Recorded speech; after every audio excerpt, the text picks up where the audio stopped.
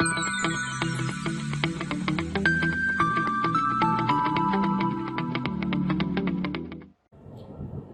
everyone, welcome to the video series lecture of the thermodynamics. As all you know that we are discussing about the second law of thermodynamics, and in the last lecture we have discussed total 3 topics. The first one was the introduction, then we have discussed thermal energy reservoir, and the third topic was heat engine and the heat pump. So in the introduction we have discussed the limitations of the first law of thermodynamics. Then we understand the thermal energy reservoir. Thermal energy reservoir means the reservoir which is having the infinite capacity to store or to reject the heat. Then we have discussed about the heat engine. We show this diagram of the heat engine, that it is having one source, one sink, and it will be doing some work. Okay, and then we understand the concept of heat pump. Heat pump means it is a device which removes the heat from the cold temperature and it is rejecting the heat to the high temperature with the help of some electrical work or some mechanical work.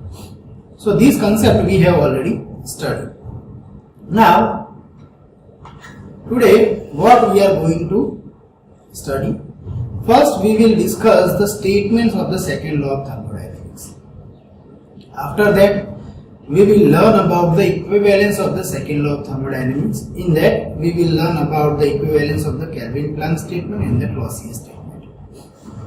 And third we will study about the Carnot cycle. Okay. So before starting the statements of the second law of thermodynamics, first of all you should remember the limitations of the first law. What was the limitation of the first law? First law cannot be predict the direction of the process. Okay, so in the last lecture we have taken the example, if we have hot water of 90 degrees Celsius and the ambient or the atmosphere temperature is 25 degrees Celsius, then heat can be transferred from that water, 90 degrees Celsius water, to the 25 degrees Celsius atmosphere. But reverse process cannot be possible. So that cannot be defined with the help of the first law of thermodynamics. Also, the first law of thermodynamics always says that the heat transfer is equals to work done, but we know that the heat is the low grade energy and the work is the high grade energy, so 100% conversion is not possible. So that cannot be predicted with the help of the first law of thermodynamics. That's why we needed the second law of the thermodynamics. So basically, what does the second law of thermodynamics say? That we will understand with the help of 2 statements. First statement is the Kelvin-Planck statement and second one is the Clausius statement. So let us start with the Kelvin-Planck statement. Okay, so here you can see the first is the Kelvin-Planck statement. So what does the Kelvin-Planck say? In the last lecture we have understood the heat engine. So the Kelvin-Planck statement is based on the efficiency of the heat engine. Simple, in layman language we can say that any engine is not having the 100% efficiency. So it is impossible to make an engine which is having 100% efficiency. That is known as the simple statement of the second law of thermodynamics. Now what does this mean? In the last lecture we have taken one example of the petrol engine. If in the petrol 100 kilojoule of heat is stored, then we cannot convert that 100 kilojoule of heat of petrol into 100 kilojoule of the mechanical work. Means if you fill 1 liter petrol, then that is not possible, that the energy which is stored into that 1 liter petrol is utilized for motion of the vehicle. Okay, 100% utilization is not possible. Some amount of the heat will always reject to the atmosphere by the silencer. Okay, so we know that this is the practical thing which we use in the daily life, that if you fill 1 liter petrol, then amount of heat which is stored in the petrol is not 100% utilized. Always some heat will be rejected to the atmosphere.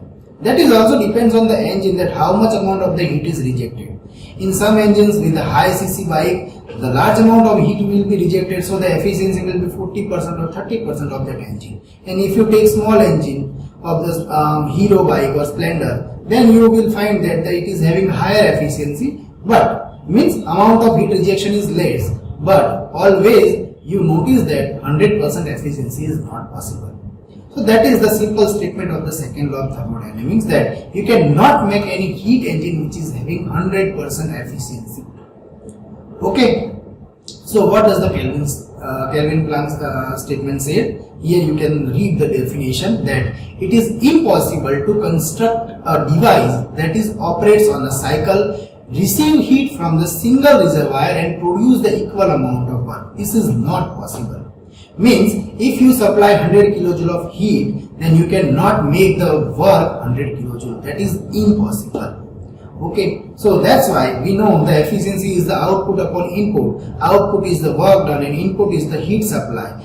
Then you cannot make any type of engine which give us 100% work. So if you supply 100 kilojoule of heat, then 100 kilojoule of work is not possible. Always some amount of work will be rejected to the sink. And that we have already studied in the last lecture in the heat engine. Okay, so this is the first statement of the Kelvin-Planck. Okay. Done. Now let us move to the second statement of the thermodynamics, the second law of thermodynamics, that is the Clausius statement. So in the last lecture we have understand the concept of the heat pump and the refrigerator. What was going in the refrigerator? In the last lecture we have studied that always in the refrigerator what we are doing, just we are maintaining the low temperature into the refrigerator space. In your house you have a refrigerator. In the refrigerator we maintain the temperature of the 3 degrees Celsius, 4 degrees Celsius. So how we are maintaining the temperature? Just we are running the compressor with the help of electricity. What does the compressor do? Compressor will compress the refrigerant and finally it will take the heat from the refrigerator space. So from that 4 degrees Celsius, 3 degrees Celsius space, continuously heat will be catched by the compressor and finally it will reject it to the atmosphere. Atmosphere is the high temperature body. Okay, because the refrigerator space having the 3 degrees Celsius, 4 degrees Celsius temperature, but the atmosphere has 25 degrees Celsius temperature. So always heat is transferred from this 3 degrees Celsius temperature to 25 degrees Celsius temperature. But how we can do it? With the help of some external work, and that external work is done by the compressor. So we are providing the electricity, external electricity, that is the electrical work, and that electrical work is converted into the mechanical work of the compressor. So ultimately what we are doing, we are providing some external work. Without providing that external work, you cannot supply the heat from that low temperature body to the high temperature body. So that is the simple understanding of the Clausius statement. So what does the Clausius statement say? That it is impossible to construct a device that operates on a cycle and produce no effect other than transferring the heat from low temperature body to the high temperature body. Means you cannot directly or spontaneously transfer the heat from low temperature body, from cold body to the hot body. Here you can see the diagram also. So in the diagram you can see here, from the cold body the heat is supplied to the hot body, but this is not possible without giving some external work. Okay, so it is not possible. That is the Clausius statement. So understand both the statement thoroughly. One is the Kelvin-Planck statement. Kelvin-Planck statement is based on the engine. What does the Kelvin-Planck say? Kelvin-Planck say you cannot produce the 100% work. Okay, means 100% efficiency is not possible. If you supply 100 kilojoule of heat, then it will not convert into the 100 kilojoule of work. Some amount of the heat will be always rejected to the atmosphere, that we have already studied in the heat engine. And second is the Clausius statement. Clausius statement says that you cannot transfer the heat from the cold body to the hot body directly. You have to supply some energy with the help of compressor or with the help of some other mechanical device. Okay, so that is the meaning of Clausius statement. So the Kelvin-Planck statement is based on the engine and the Clausius statement is based on the heat pump or refrigerator. Okay, so these two statements are most important to understand the second law of thermodynamics. Okay, now we will discuss here the equivalence of the second law of thermodynamics. Now what is the meaning of equivalence? The Kelvin-Planck statement is based on the heat engine and the Clausius statement is based on the heat pump. Okay, now what happens if you violate the Kelvin-Planck statement, then automatically the Clausius statement will violate. because both are the second law of thermodynamic statements. Okay, so if you violate the Kelvin-Planck statement, it will violate the Clausius statement, and if you violate the Clausius statement, it will violate the Kelvin-Planck statement. Okay, simple. So how it is possible? That we have to study here. So that is the meaning of equivalence of the Kelvin-Planck and Clausius statement. Okay, both are the statements of the second law of thermodynamics. Then, so let us start. The first violation of the Kelvin-Planck statement leads to the violation of the Clausius statement. So to understand this point, you have to understand these diagrams. Here I have put two diagrams. So here you can see, let me take one laser pointer so you can understand this thing. Okay, so here you can see, now here you can see this is one high temperature reservoir which is having the temperature TH. Let me take highlighter so you can understand this point. So we have take the high temperature reservoir which is having the temperature TH. Okay, high temperature reservoir which is having temperature TH. Now from this high temperature reservoir we are going to connect one heat engine. Here you can see this is the heat engine. Okay, so from this high temperature reservoir we are going to connect one heat engine. Now what does the heat engine will do? Heat engine will convert into the mechanical work. So here what we are going to do? We are going to violate the Kelvin-Planck statement. What does the Kelvin-Planck statement say? You cannot convert into work. You cannot convert the 100% heat into the 100% work. So what here we are doing? We are converting this 100% heat into the 100% work. So the W net which is coming from this heat engine is 100%. So the efficiency of the heat engine is 100%. This is the violation of the Kelvin-Planck statement. Okay, Kelvin-Planck said that the 100% efficiency is not possible. But what we are doing here? We are going to violate this statement. So finally this engine is having 100% efficiency, for example. Okay, so here at the bottom side no heat is rejected. Done? So hope you understand this point. Now we have violated the Kelvin-Planck statement. How it is violating the refrigerator? Let us see that. What does the refrigerator do? Refrigerator will take the heat from this low temperature body. So here the low temperature body is at temperature TL, that is the low temperature. And now from this low temperature body we are going to take some heat. Okay, this is the 3 degrees Celsius or 4 degrees Celsius body. From this low temperature body we are going to take some amount of heat. Let us take 500 kilojoule of heat we are taking here. Now from this 500 kilojoule this heat will be go to the refrigerator, to the compressor, and finally it will reject to the high temperature reservoir. So the ultimately total heat which is rejected to the high temperature reservoir is QL plus QH. So the total heat which is rejected to this high temperature reservoir is QH plus QL. Okay, now if we make one combined system. Okay, so if you make one combined system, so in the combined system what happens? You can see, if you are making the energy balance, then you can see here QH amount of the heat is rejected from this reservoir, and QH amount of heat, QH plus QH amount of heat is supplied to the reservoir. So this QH will cut. Okay, so ultimately what is the amount of energy remains, that is the QL amount. So you can see here only QL amount of the energy will remain.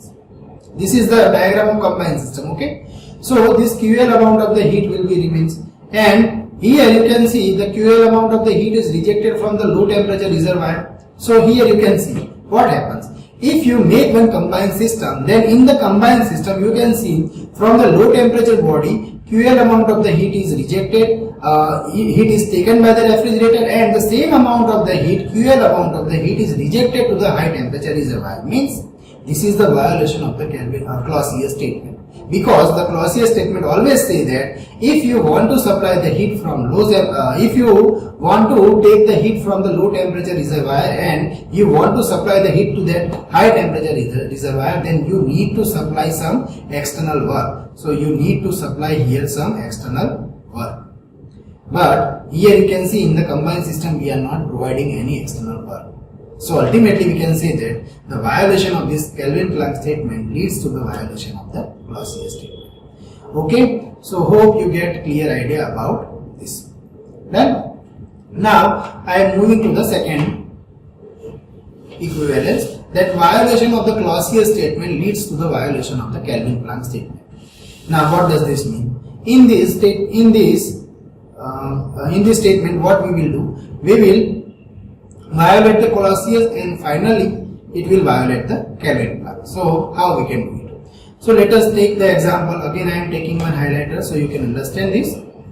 Here you can see there are two reservoirs. One is at the temperature T1, this is the high temperature reservoir, and second one is the temperature T2, that is the low temperature reservoir. So here what we have to do? First, between these two reservoirs, high temperature reservoir and low temperature reservoir, we are going to connect one refrigerator in between this. Now what does the refrigerator will do? Refrigerator will continuously removing the heat from this low temperature reservoir, and it will supply the heat to the high temperature reservoir, okay, with the help of some external work. But here we have to violate the Clausius statement. So what happens? Here we will not provide any kind of the external work. So here you can see from this T2 temperature, the Q2 amount of heat will be supplied to the refrigerator, and refrigerator will supply that heat to the high temperature reservoir T1. So ultimately this Q2 amount will be transferred from low temperature to the high temperature without any kind of external work input. Okay, so this is the violation of the Clausius statement. Now we are running the heat engine between these two reservoirs. Now to run the heat engine we need some heat. That heat is the Q1 amount of the heat. Now it will do some work, engine will do some work. What is the amount of work? That is Q1 minus Q2. And Q2 amount of the heat will be rejected to the thermal energy reservoir.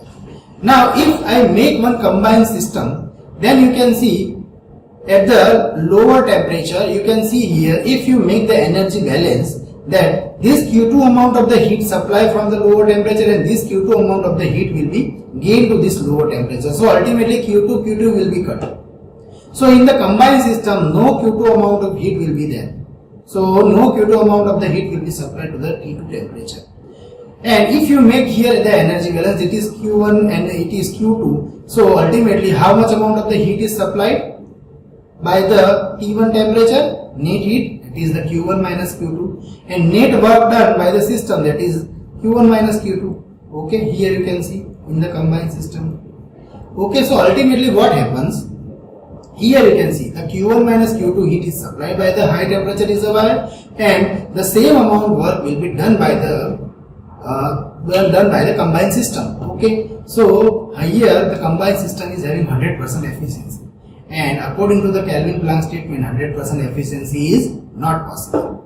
Okay, so we can say that the violation of the Clausius statement leads to the violation of the Kelvin-Planck statement.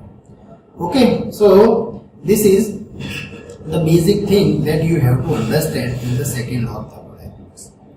Okay, so in this lecture, what we have discussed? We have discussed the two important statement of the second law of thermodynamics, that is the Kelvin-Planck statement and the Clausius statement.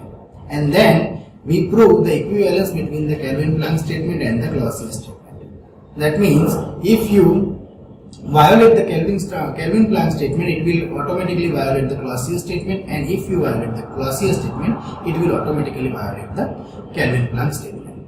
So this is all about the second law of thermodynamics. Hope you get clear idea about the second law of thermodynamics. In next lecture, we will discuss about the Carnot cycle, and we will discuss some numerical problem based on that cycle. Okay, so thank you for today. We will meet in the next lecture.